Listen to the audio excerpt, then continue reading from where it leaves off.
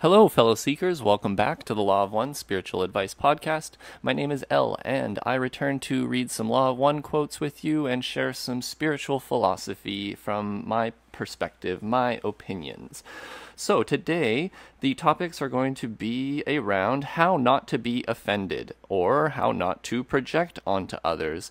In other words, how to interact with other people in a way that allows you to respect your authenticity. In other words, you have an authentic reaction to other people's perspectives and when they say things to you. And when they do that, you then have the choice to sort of control, accept, or reject, or project onto others, or see how their actions sort of play into how you feel, because then you are going to be able to learn something about yourself based on how you're judging them.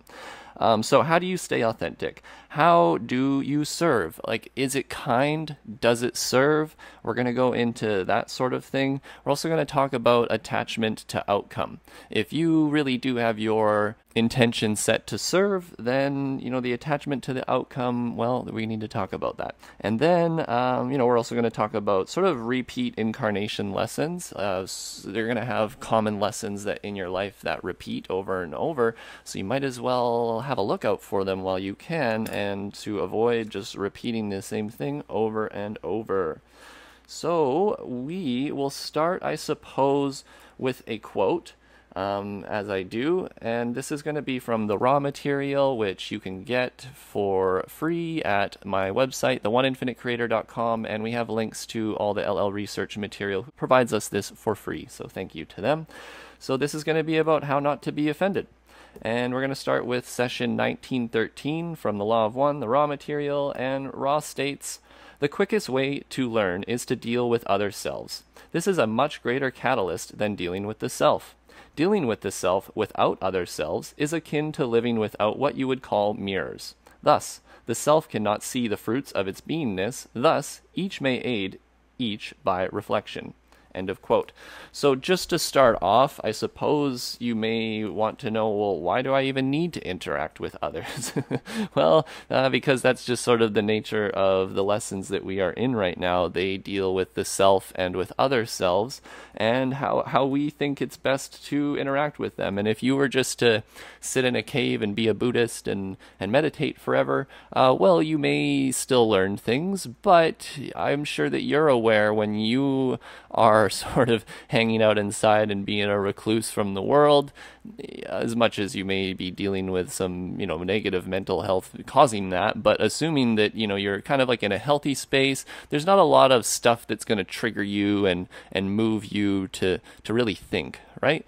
But when you go out and you start interacting with others, well, they start challenging your perceptions and challenging your beliefs, and they just have a variety of distortions that you don't have, or possibly they have a variety of non-distortion that you may have distortion, and then they can help you see that you're thinking in a distorted way, etc., etc. So it's not that other selves are always correct. It honestly doesn't fully matter whether they are correct or not. It's just that you get to see other people's perspectives, know that people can only see and think and feel from the best way that they can, if that makes sense. And so you don't necessarily need to judge them based upon what they are saying to you and if they're right or if they're wrong. You just need to take it into yourself and decide, hey, how does this make me feel? If it's true, like, what should I do about it? If it's not true, why is it still bothering me? Things like this. This is sort of mirror work. But I guess I'm getting a little bit ahead of myself. I have wrote down a bit of notes in regards to how to not be offended and how to interact with others. And I just wrote down maybe sort of 8 or 9 things. So number 1, I'm just going to start with that, is breathe. When you're triggered in the moment, just stop. Realize the trigger is happening. Sit for a moment. Maybe actually breathe through the nose instead. Right? So you have a nice breathe. In other words, you just allow yourself to sink into the moment and detach from sort of the emotions, and you're just becoming a spectator of your own emotions. You're becoming an observer of your thoughts. And how do we sort of do that to start is, well, we just take a moment to breathe. And that really is just another way of saying just sink into the moment, detach, think. Okay, let's move on to number 2. So number 2 would be, well, consider other selves' perspectives. So consider their perspectives.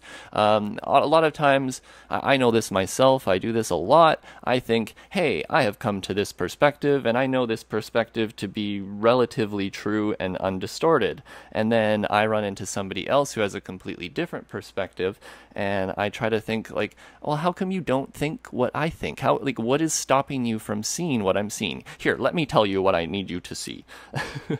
And then they don't really care. But the point is that they will have a perspective that they have worked with their entire life, and you don't necessarily know all the history behind their perspectives and why they feel a certain way. They may have, I hate this word kind of, but they may have trauma from their history, from their younger ages, and things like this that makes them think a certain way.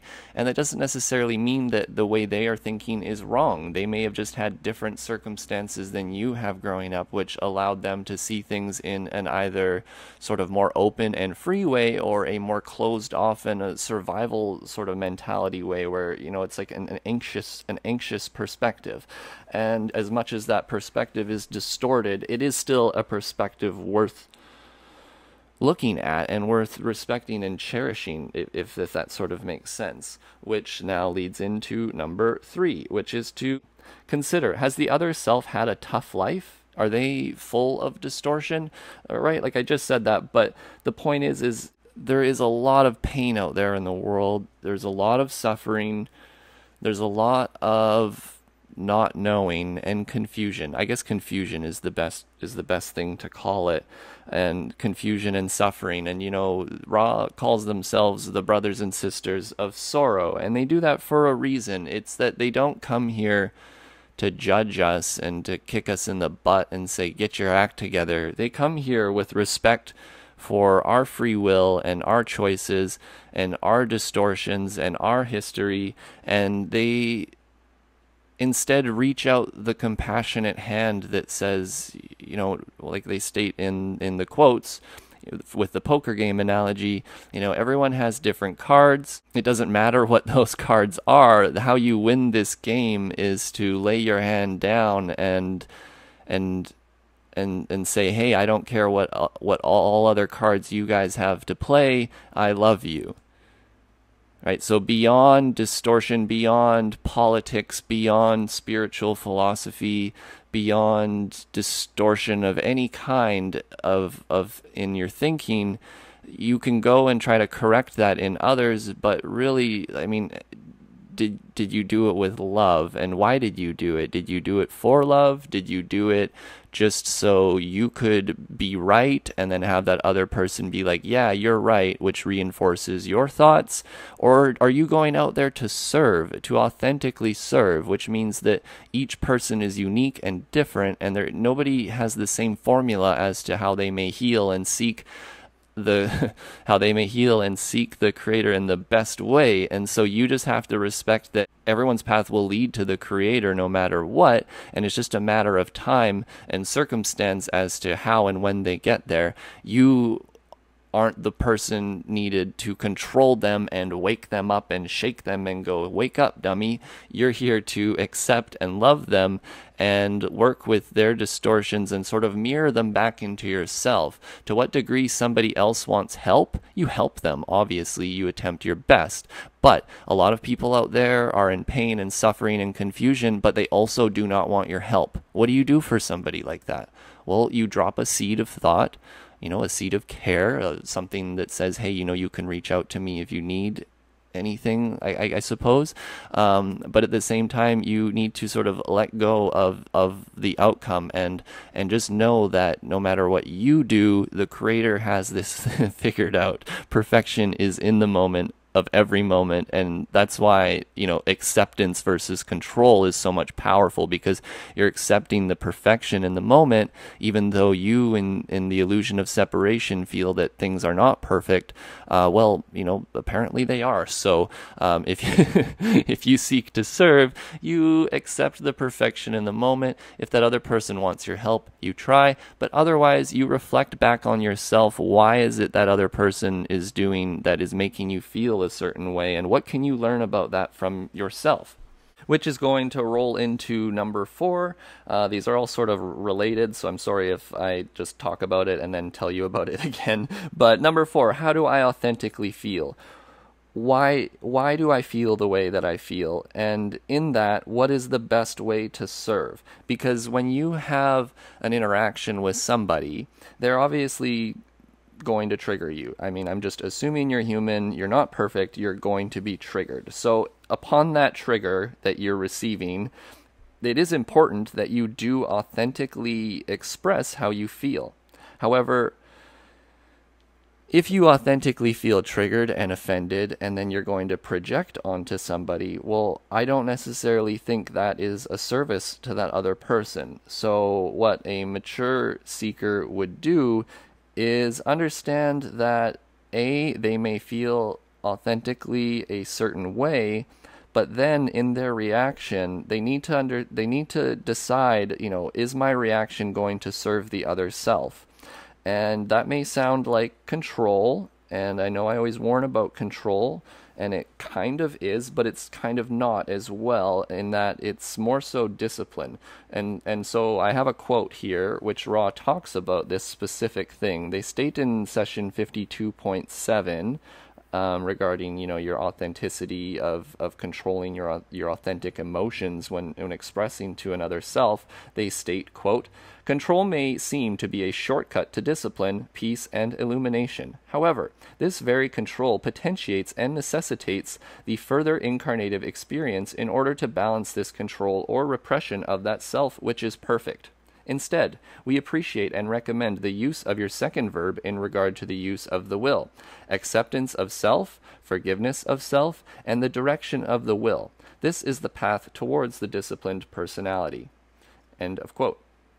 So you may see here how they state that you don't necessarily want to control how you feel. You do want to authentically express your authentic reaction to someone else, except when, because they always have a little addendum to what they have to say, because whenever you speak to someone, you have to generalize, and generalizations are sort of dangerous in that they don't cover nuance. But they state here, is it kind? Is it kind? Is it helpful? Does it serve? So I guess another way to put that is in session 52.7, just before the previous quote I read you, they state, "It is paramount that it be understood that it is not desirable or helpful to the growth of the understanding, may we say, of an entity by itself to control thought processes or impulses, except where they may result in actions not consonant with the law of one." End of quote. So the very end part is the part I'm wanting to highlight here. An entity shouldn't control its thought processes or impulses except when they may result in actions not consonant with the law of one. What is consonant with the law of one? It basically means not in resonance with the law of one, not in resonance with unity. I interpret that as, well, does it serve the other self? Now, are you going to exactly know what serves the other self? No, you won't. But to your best discrimination, your reaction should be authentic, but only held back if you think that the reaction to the other self is going to, I suppose, hurt them in some way. And, well, we're going to talk about what that means to hurt somebody. So when they state here in session 1229, because they talk about, how when you're creating karma with somebody, hurting someone, obviously you're not wanting to create sort of negative karma, and if we're going out to sort of react and hurt someone, I would suggest that's sort of creating negative karma. So in session 1229, they state, "An entity which acts in a consciously unloving manner in action with other beings can be become karmically involved. End of quote. So you can see here how it's not necessarily like the creator has a list of things you can and cannot do, and this is going to create karma and this is not. It's really about what you think. So an entity which acts in a consciously unloving manner.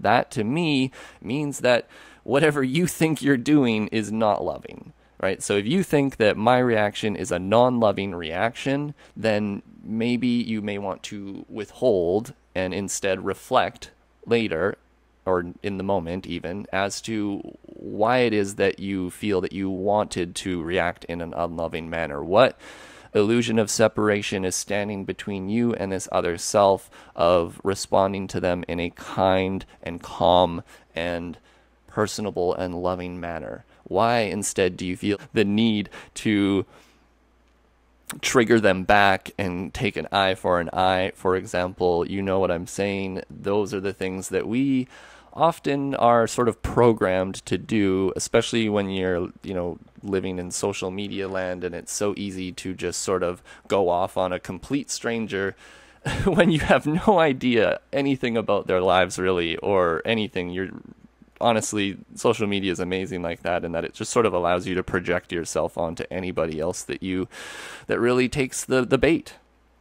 And so what have we gotten at here? Well, in our interactions with other selves, we're going to consider their perspective. We're going to consider, have they had a tough life? Are they full of distortion? How do I authentically feel about this? Why do I feel this way?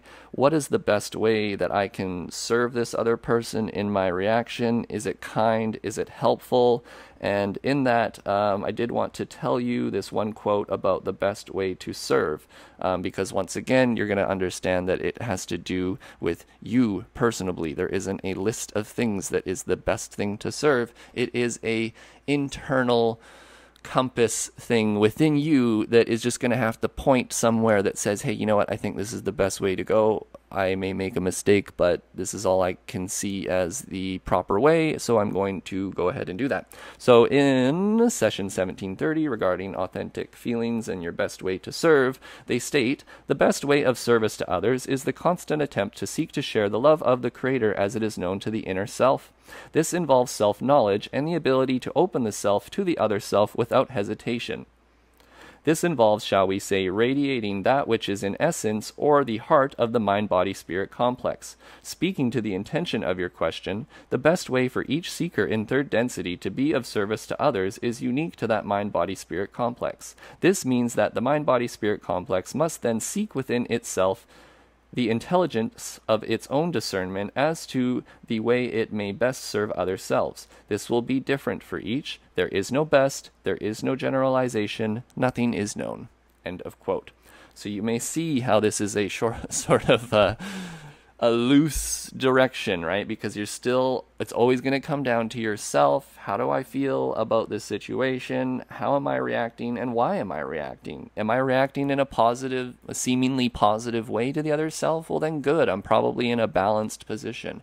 Am I reacting in a negative and triggering way and getting all personal back? Well, we may have some lower chakra work to do, my friends. We may need to ground ourselves. We may need to work on our survival, our personal, our social, and work our way back into the heart of love and understanding, so that we can resonate with the heart and try to, pull that resonance out of other people by being that example that we want to see, not creating more disharmony by projecting our lower chakra blockages onto others who already have their lower chakra blockages. You know what's going to happen? Your guys are going to fight back and forth, create more distortion within each other, and instead no one, has entered the heart. Whereas if you get into a fight and you attempt to sort of be the bigger person and say, hey, you know what, I know I could be wrong, but this is the way I feel, and I'm totally willing to give you an honest attempt at explaining yourself, and I want to hear your other perspective, bring it on me. This is the kind of respect that to me means that you are in a balanced and healthy position and serving in an authentically positive way. So now let's talk just quickly about attachment to outcome, because we've just sort of laid down the groundwork how all of this has a lot to do with the intentions, right? Is your intention set to serve? Because if your intention really was set to serve, the outcome of your service or your attempts or your interactions with others will be somewhat irrelevant. I know that sounds bad and scary, because it's sort of like, well, isn't you remember that quote? Isn't the pathway to hell is paved with good intentions? Have you ever heard that quote? Right? I've heard that quote before, so that's made me ponder about this a lot, right? If you just have good intentions, but you're really distorted and kind of silly and not reflecting back onto yourself the reality of the situation and the reality of other selves' perspectives, then it's easy to get caught up in distortion and to get caught up in thinking that you are the one who is perfect and healed, and it's everyone else who is the problem. Whereas I would very much suggest, no matter how far along the path you think you are, there is always something with other selves that can assist you and can help you learn. And so I guess what I'm saying is that you really want to question your own BS. You really want to question the things that you tell others and ask yourself if you're doing the same things, and if you're sort of being the example that you wish to see in the world. Because if you're not, I would suggest you're probably just projecting onto other people. Whereas if you really do have your intention set to serve, then it's somewhat irrelevant about what you think and what your perspective of their situation is. It's more about you understanding their perspective and their situation and offering them the opportunity to see themselves, in that light of perfection that they are. And sometimes you do that just by being the example that you wish to see in the world, instead of trying to demand it out of others. So I guess what I'm trying to state here is that, if your outcome, if you have an attachment to the outcome of any service and you're holding on to it, expecting this other person to learn, well, then I would suggest that you are likely doing a sort of projection thing. Whereas if you sort of know that all is well and all you can do is attempt to serve, then when you're going out and attempting to serve others, it could create a bad outcome and it could create a good outcome. Should you ignore those things? Well, no, you definitely still need to look at that so that you can sort of decide, hey, when I'm attempting to serve another self, am I doing it in a distorted way that's causing more negativity to manifest, or am I doing it in a way that is actually creating a sense of harmony with others? So there is that reflection that you do need to do, but it's still, you need to remember the free will of the other self. Just because you may not be successful, let's say, in your attempt to serve in the way that you see the outcome happening, it doesn't always mean that your intention was folly. It could just be that the free will of the other self has decided to do its own thing, which it always will do anyways. But that's sort of the idea here, is that you want to sort of question your intentions, question your BS, at the same time that you are attempting to serve, just so that you're sure that you are really reflecting properly and doing your mirror work, and not sort of doing a funny mind trick with yourself, where instead of accepting this distortion lies within you, you put it upon someone else and demand that they take accountability for it. Which leads us into our number 7 topic, which is about reflecting, meditating on your emotions of self and other self, and how you may better serve in the future. Even though you may attempt over and over again and you may fail or you may be successful, what really matters is that you keep trying. You keep looking at things from your perspective, and at the end of the day, you can kind of meditate on maybe how the other person felt about the interaction with you and whatever that you're sort of meditating upon. How do you think you felt? How do you think the other felt? And how may you better serve them in the future? So there's I'm trying to say, hey, have no attachment to the outcome. Don't really pay attention to it, but at the same time, do pay attention to it so that you can refine your service and refine how you want to attempt to do a little better in the future. Is that a paradox? Sure thing it is. I mean, from the quote that I posted yesterday on the Instagram page, the closer you get to paradox, the closer you are to spiritual truth. It's just the nature of unity. It's sort of like I have to generalize, but then I have to add all the paradoxes in, so we create some form of balance, I suppose we could say. Okay, and just gonna wrap up here. I've already stated it numerous times throughout this, but I do think it's really important to highlight we need to be the change we wish to see in the world. That is another way that you know that you're not projecting and you are instead taking responsibility for yourself and your choices, and you are sort of being the change you wish to see. Like, I can't say it any clearer than that. You're a dang hypocrite if you think and you can demand that other people be better when you are not really doing any better yourself, or at least making the attempt. I know a lot of people have excuses. Well, I can't do this because of this and this and this. I don't really care. I don't care. If you have the will, there is a way, and that can be different, and it will be infinitely different, but I do know that there is a path for you, my friend, and you can be that change that you wish to see in whatever that means to you, because like I said earlier, the best way to serve is up to you. It's the best way to serve is to share the love and light of the one infinite creator as it is known to yourself, and I would not dare define what that means for you. And then I guess I just wanted to also just note that when you are interacting with others, you are going to get, in your incarnation, we have certain lessons that are set for us in terms of either compassion or wisdom or some balancing of those two, usually is what it is. So if you are in an incarnation, obviously you are listening to this, then you are going to have repeat lessons, because are we perfect? No. That means we're not necessarily going to master a lesson in the first attempt. We will experience that lesson over and over again. And the way I would want you to visualize it is not like a circle where you just keep coming around to the same thing over and over and over again. More so see it like a circle spiraling upwards, where you do run into the same thing again, but each time you hopefully are seeing it from a higher and higher perspective. So when you have these repeat lessons with other people that will come up in your life over and over and over again, will A, recognize that that's what's happening, and B, hopefully you're able to sort of master it in that you are coming at it from a higher perspective each time, trying to do a little better each time. Doing your best, right? Like, what else can we do in this world but to do our best? I think that's what everyone is out there trying to do, even when we feel like we're not doing our best. I mean, technically it is your best because we're all just trying to do what we can do out here, okay? So I think that's what's important when we interact with other selves, is we know they have a unique perspective. They are a part of infinity as you are. They will not feel the exact same as you, as you will not feel the exact same as them.